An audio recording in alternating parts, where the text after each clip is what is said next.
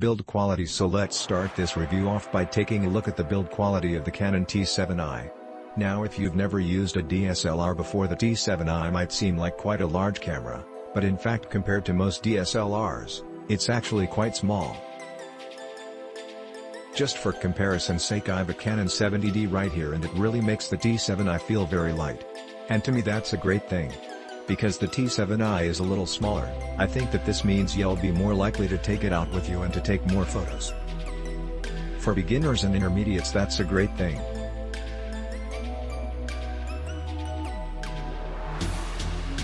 Now I used the Canon T6i a lot last year, and not too much has changed on the body of the T7i. Buttons are exactly where you'd want them to be and easy enough to find. Like I said in my review of the Canon 77D, however, I do wish the buttons were a little more pronounced because they are a little Florida. At the top of the camera here, you'll notice that this is a little to the bigger brother, the 77D. On the right the camera, we have your main mode dial. Entail this where you can change the different setting that you want to shoot in, whether the be automatic or the manual modes. One thing you'll notice is that in the T7i you're missing the mode dial lock that we saw on the 77D. This isn't a huge deal to me, but it's one thing to be careful with so you don't accidentally change your settings.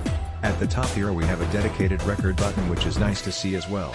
So overall the build quality is nice on the T7i.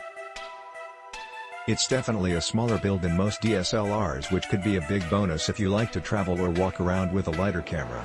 LCD screen. Let's turn this camera around now and take a quick look at the rear LCD screen. As with last year's model, the T7i has a brilliant rear LCD screen.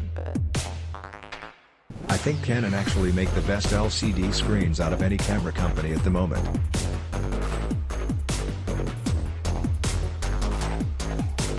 The screen is fully articulating, which means you can flip up and down and to the side.